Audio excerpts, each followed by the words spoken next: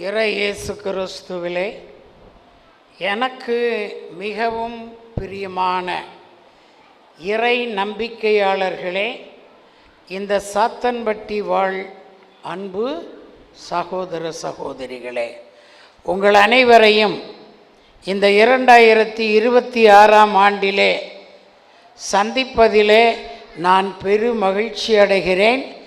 உங்களை சந்திப்பதற்கு எனக்கு வாய்ப்பை கொடுத்த உங்கள் பங்கு தந்தை என்னுடைய அன்பு நண்பர் ஜான் பீட்டர் அவர்களுக்கும் என்னுடைய நன்றியை உரித்தாக்கிக் கொள்கிறேன். எல்லாரும் நல்லா இருக்கிறீங்களா? சோகமாக யாரும் இருக்கிறீங்களா?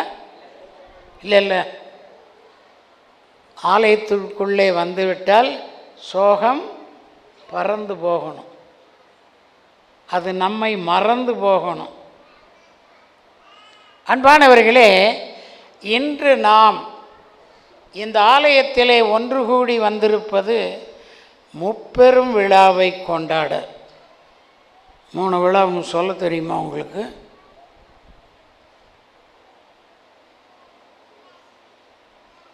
முப்பெரும் விழா கொண்டாட கூடி வந்திருக்கிறோம். உங்களுக்கு வேணால் முப்பெரு விழாவாக இருக்கலாம் ஃபாதர், எங்களுக்கு ஒரே ஒரு விழா, இஞ்ஞாசியார் 5வது நவநாள். அப்படி தானே? சொல்லுங்கள், இல்லைன்னா சொல்லுங்கள். ஆமாம், முதலாக நம்முடைய பங்கின் பாதுகாவலர் இஞ்ஞாசியாருடைய பெருவிழாவின் நவநாளின் 5வது நாள் கொண்டாட்டத்தை கொண்டாட ஒரு குடும்பமாக நாம் எல்லாரும் ஒன்று கூடி வந்திருக்கிறோம். அது மகுதுப்பட்டியாக இருந்தாலும் சாத்தம்பட்டியாக இருந்தாலும் இன்னும் நிறைய கிளை பங்கு உங்கள்கிட்ட இருக்குது, எனக்கு அதுக்கு மேலே சொல்ல தெரியல.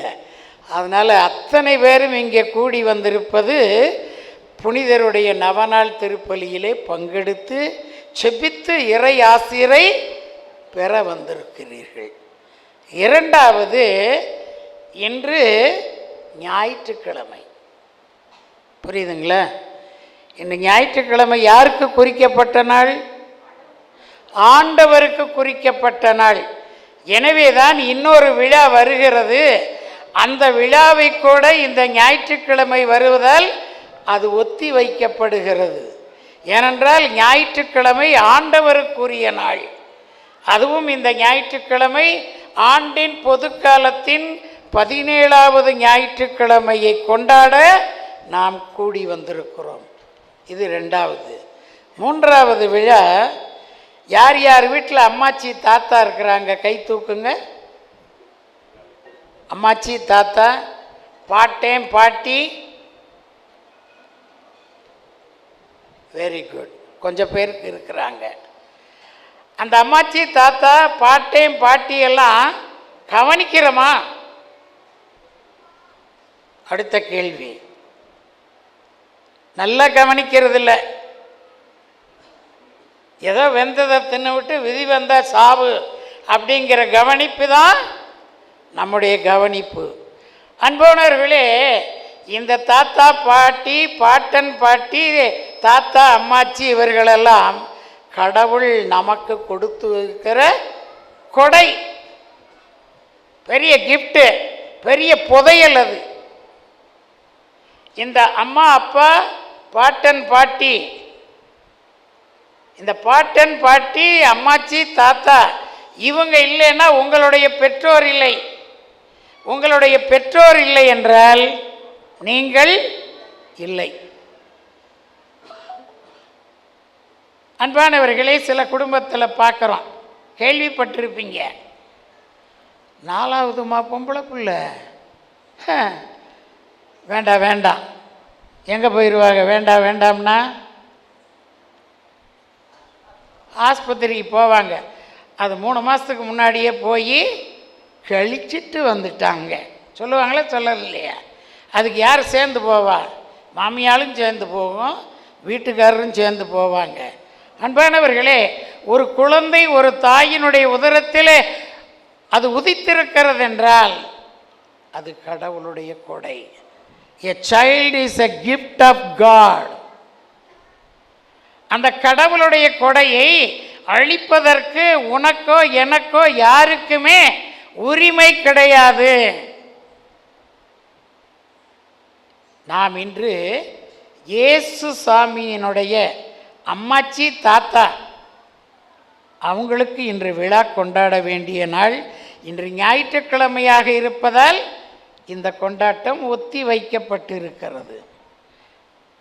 இயேசுசாமியினுடைய அம்மாச்சி தாத்தாவை தெரியுமா உங்களுக்கு? பேர் தெரியுமா? சுவக்கின் அண்ணாள். Very good. சுவக்கின் அண்ணம்மாள் இவர்கள் பழைய ஏற்பாட்டிலே வருகின்றவர்கள். ஆனால் இந்த சுவக்கின் அண்ணம்மாளை பற்றி விவிலியத்திலே பைபிளில் 73 புத்தகங்கள் இருக்கிறது. அத்தனை புத்தகத்தையும் முன்னிருந்து பின்னாக பின்னிருந்து முன்னாக பிரட்டினாலும் இந்த சுவக்கின் அண்ணம்மாளை பற்றிய விவரம் இல்லவே இல்லை. பின்ன எப்படி இந்த விழா கொண்டாடப்பட்டது? எப்படி இந்த விவரம் தெரிய வந்தது?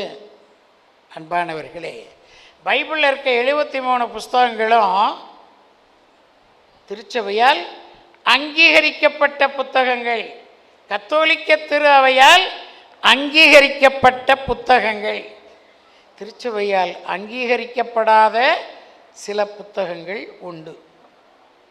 அப்படிப்பட்ட புத்தகங்களை எடுத்து புரட்டி பார்த்தால் அதிலே ஒரு புத்தகம் யாக்கோபு எழுதின நற்செய்தி நூல்.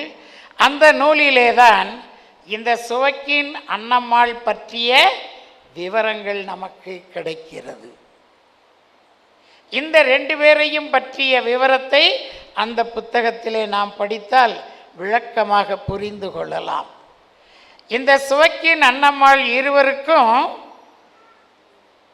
மன ஒப்பந்தமாகி 20 ஆண்டுகள் ஆகியும் அவர்களுக்கு குழந்தைகளே இல்லை. அப்படின்னா அவங்க நல்லா ஜெபிக்காதவங்களா? நன்றாக ஜெபித்தவர்கள். அந்த ஜெபிக்கிற அந்த குடும்பத்திலே கடவுளுடைய ஆசீர்வாதம் காலம் தாழ்த்தி கிடைக்கிறது. ஏனென்றால் நீங்களும் நானும் தேடி வந்திருக்கிற கடவுள் நம்மை கைவிடாதவர், ஆனால் காலம் தாழ்த்துகிறவர். உனக்கு எப்போ எப்படி எந்த வேளையிலே எதை செய்ய வேண்டும் என்று அறிந்திருக்கிறவர் நீயும் நானும் தேடி வந்திருக்கிற இந்த கடவுள். கடவுள் இந்த சுவக்கின் அண்ணம்மாள் இருவருக்கும் குழந்தை பாக்கியத்தை எப்பொழுது கொடுத்தார் என்றால், அவர்களுடைய ஜெபத்தை உள்வாங்கிய கடவுள் அவர்களுக்கு ஒரு பெண் குழந்தையை கொடுக்கிறார். எப்பொழுது கொடுத்தார்? இந்த அன்னாள் ஒரு காட்சி காண்கிறார் ஜெபத்திலே. அதே போல சுவக்கினும் தன்னுடைய ஜெபத்திலே காட்சி காணுகிறார். அன்னாள் தன்னுடைய இல்லத்திலே காட்சி காணுகிறாள். சுவக்கின் பாலைவனத்திலே ஜெபத்திலே காட்சி காணுகிறார். இருவருக்குமே இறைவாக்கு அருளப்படுகிறது. உன் மனைவி ஒரு பெண் குழந்தையை பெற்றெடுப்பாள். அன்னால் உன் உதரத்திலே ஒரு பெண் குழந்தை பிறக்கும் என்று சொல்லப்பட்டது நிறைவேறியது.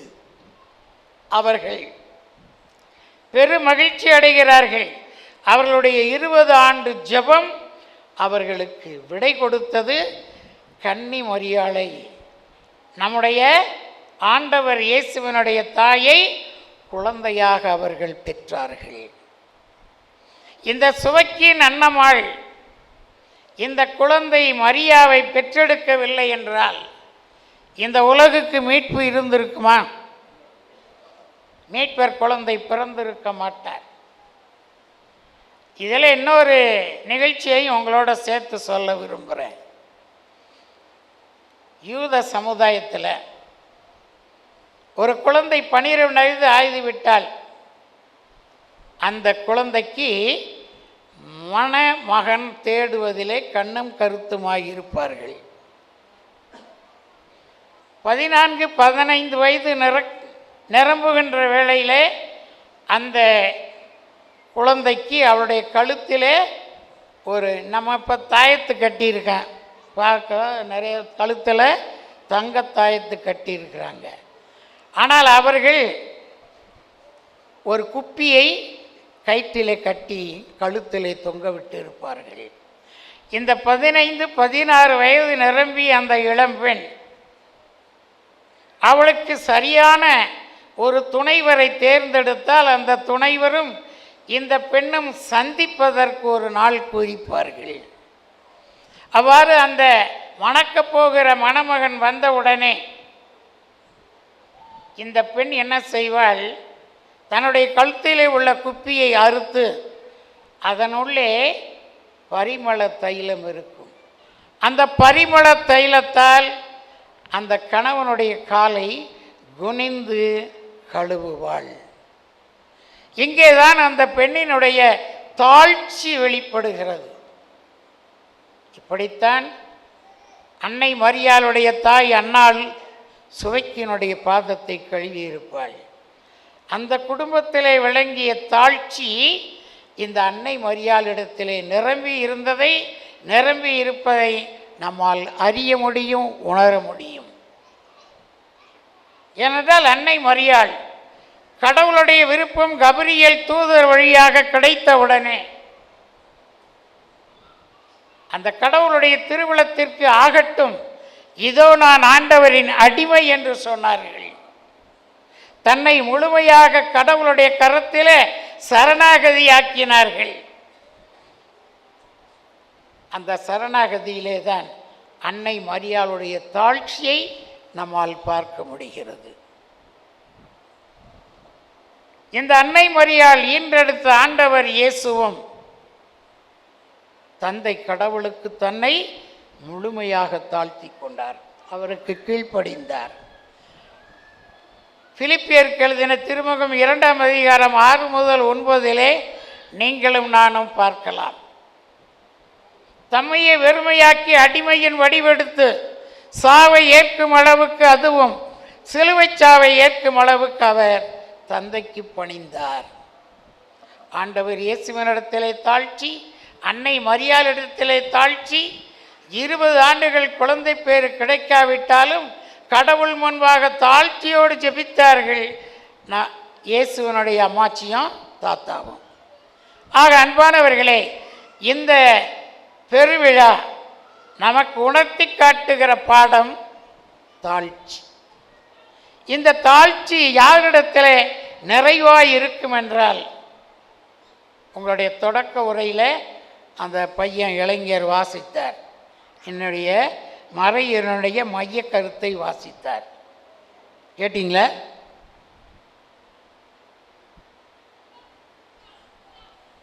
அர்ப்பணம். அர்ப்பணிக்கின்றவர்களுடைய உள்ளத்திலே, அவர்களுடைய வாழ்விலே தான் இந்த தாழ்ச்சியை நம்மால் பார்க்க முடியும். அன்னை மரியாள் தன்னை கடவுளுக்கு அர்ப்பணித்தாள். ஆண்டவர் இயேசு தன்னை தந்தை கடவுளுக்கு அர்ப்பணித்தார். சுவக்கீனம் அன்னமாளும் தங்களை கடவுளிடத்திலே சரணாகதியாக்கி அர்ப்பண வாழ்வு வாழ்ந்தார்கள். அந்த அர்ப்பண வாழ்வுக்கு இறைவன் தகுந்த பரிசை ஒவ்வொருவருக்கும் கொடுத்திருக்கிறார். ஆண்டவர் இயேசு தந்தைக்கு முழுமையாக தன்னை அர்ப்பணித்ததால் அவர் வெற்றி வாகை சூடினார். என்ன வெற்றி வாகை சூடினார்? கல்லறையில் அடக்கம் பண்ணப்பட்ட 3ஆம் நாள் அவர் வெற்றி வீரராக உயிரோடு எழுந்தார். நம்முடைய வாழ்க்கையிலே இத்தகைய தாழ்ச்சியிலே நாம் நிறைந்து விளங்கினால் நம்முடைய வாழ்க்கையிலும் ஆண்டவர் அற்புதங்கள் அதிசயங்களை செய்வார். யோவான் நற்செய்தி 14ஆம் அதிகாரம் 12 நாம் வாசிக்கிறோம், என்னில் நம்பிக்கை கொள்கிறவன் என்னிலும் மேலான காரியங்களை செய்வான் என்று சொல்லப்பட்டிருக்கிறது. நம்மாலும் அற்புதங்கள் அதிசயங்களை செய்ய முடியும். எப்பொழுது நாம் தேடி வந்திருக்கின்ற அந்த தேவனை முழுமையாக நம்புகிற பொழுது, அவரிடத்திலே நம்மை முழுமையாக அர்ப்பணிக்கின்ற வாழ்வு நாம் வாழுகின்ற பொழுதுதான் நம்மாலும் ஆண்டவர் இயேசு செய்த அற்புதங்கள் அதிசயங்களை ஆற்ற முடியும். இரண்டாவது விழாவுக்கு வருவோம்.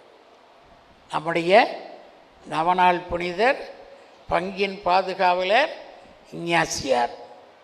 இந்த இஞ்ஞாசியார் எங்கே பிறந்தார் அப்படின்னு இந்த 26ஆம் ஆண்டிலே 2026 உங்களிடம் ஒரு கேள்வி கேட்கிறேன்.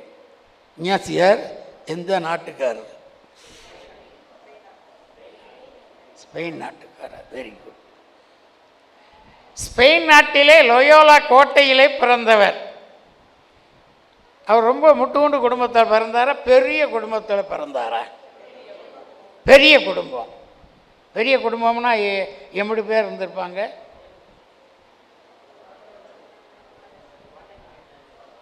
கரெக்ட். 7 ஆம்பளை பிள்ளைங்க, 5 பொம்பளை பிள்ளைங்க. 7 + 5 12. 12 அப்போஸ்தலர்களைப் போல இவர்களுடைய குடும்பம் பெரிய குடும்பம், செல்வாக்கு மிகுந்த குடும்பம், ஒரு அரச குடும்பம்.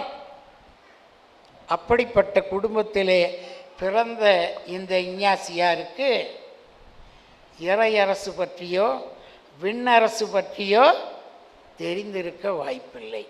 ஏனென்றால் அவர் தன்னுடைய 26வது வயதிலே படைத்தளபதியாக பணியாற்றி கொண்டிருக்கிறார். இந்த இஞ்ஞாசியாருடைய வாழ்க்கையில் பம்பலோனா என்ற கோட்டையை பிரெஞ்சு போர் வீரர்கள் தாக்குகின்ற வேளையில் இவருடைய படையும் எதிர்த்து நின்று தாக்கினார்கள். ஆனால் இஞ்ஞாசியார் ஜெயிச்சாரா ஜெயிக்கலையா? ஜெயிச்சாரா ஜெயிக்கலையா? அவர் ஜெயிச்சார். இஞ்ஞாசியார் ஜெயிக்கலைங்க, பிரெஞ்சுக்காரன் ஜெயித்தான். அவருடைய காலில் குண்டடிபட்டு அவர் நொண்டி ஆயிட்டார். அவர் நொண்டியானது தான் அவருடைய வாழ்க்கையின் வெற்றியின் பாதை. நொண்டியானவரை மருத்துவமனையிலே சிகிச்சைக்காக சேர்த்தார்கள். அவ்வாறு சிகிச்சை பெற்று கொண்டிருக்கிற வேளையில், படுத்த படுக்கையாக இருக்கின்ற வேளையில் அவர் படிப்பதற்காக சில நூல்களை அவரிடம் கொடுத்தார்கள். புனித அசிசியார், புனித அகஸ்தீனார், இப்படிப்பட்ட புனிதர்களுடைய வாழ்க்கை வரலாறை அவர் வாசித்தார். தன்னுடைய வாழ்க்கையையும் யோசித்தார். அங்கே இந்த புனிதர்களுடைய வாழ்க்கை வரலாற்றை வாசித்த அந்த வேளையில் அவர் ஒரு புதையலை கண்டுபிடித்தார். இயேசு என்ற புதையலை தேடி கண்டுபிடித்தார். அந்த இயேசு என்ற புதையலை அடைவதற்காக இவர் தன்னிடம் உள்ளதையெல்லாம் இழக்க முன் வந்தார். ஆம் அன்பானவர்களே, இன்று இந்த புனிதருடைய நவநாளின் 5வது நாள் விழாவை கொண்டாடுகின்ற நம்முடைய வாழ்க்கைக்கு நாம் வருவோம். இந்த புனிதரைப் போல நம்மால் எதையும் இழக்க மனம் இருக்கிறதா? ஆம்ங்கிறவங்க கை தூக்குங்க. இருந்தாலும் யோசித்து தான் ஆம் சொல்லுவோம், உடனடியாக கை தூக்க வாய்ப்பில்லை. ஆம் அன்பானவர்களே, எதையுமே நான் இழக்கக்கூடாது, எல்லாம் எனக்கு கிடைக்க வேண்டும் என்ற ஆர்வத்தோடு தான் நாம் ஒவ்வொரு நாளும் பயணிக்கிறோம் திருச்சபையில். ஆனால் அன்பானவர்களே, இந்த புனிதர் நம்முடைய பாதுகாவலர் கடவுளுக்காக அனைத்தையும் இழந்து எல்லாம் இறைவனின் மகிமைக்கே என்ற நிலைக்கு தன்னை தாழ்த்தி இறை பணியிலே தன்னை முழுமையாக அர்ப்பணித்தார். ஒரு 10 பேரை தன் குழுவாக உருவாக்கி ஒரு துறவு சபையை உருவாக்கினார்.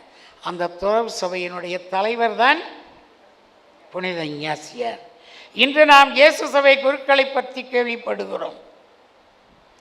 வீரமாமுனிவர், அருளானந்தர், என்று சவேரியார் என்று பல புனிதர்களை நாம் நினைக்கிறோம். இவர்களெல்லாம் இயேசு சபை குருக்கள். இவர் உண்டாக்கிய, இவர் நிறுவிய அந்த சபையிலே வாழ்ந்து நற்செய்திக்காக தங்களை முழுமையாக அர்ப்பணித்தவர்கள். நம்முடைய வாழ்க்கையில் இந்த புனிதர்கள் வழியாக, திருச்சபை வழியாக நமக்கு அறிவிக்கப்படுகிற நற்செய்தியை ஆர்வத்தோடு கேட்க, அதை ஆர்வத்தோடு உள்வாங்கிக் கொள்ள, அந்த நற்செய்தியின் மதிப்பீடுகளை வாழ்வதற்கு நாம் உண்மையிலே பிரயாசைப்படுவோம் என்றால் நாம் இறை அரசினுடைய வாயிற்படிக்கு வந்துவிட்டோம். இன்னும் அதை பற்றி யோசிக்கவில்லை என்றால் இறை அரசை பற்றிய சிந்தனையிலே நாம் இல்லாமல் இந்த உலக அரசை பற்றிய சிந்தனையிலே தான் நீங்களும் நானும் வாழ்ந்து கொண்டிருக்கிறோம். அன்பானவர்களே, இந்த இறை அரசை கட்டி எழுப்புவதுதான் தன்னுடைய நோக்கமாக கொண்டவர் நம் ஆண்டவர் இயேசு. இந்த இறை அரசு என்ற வார்த்தையானது நற்செய்தியிலே 160 முறை உச்சரிக்கப்படுகிறது. இதை நாம் சிந்திக்கையில் நம் ஆண்டவர் இறை அரசுக்கு எவ்வளவு முக்கியத்துவம் கொடுத்திருக்கிறார் என்பதை நம்மால் உணர முடிகிறது.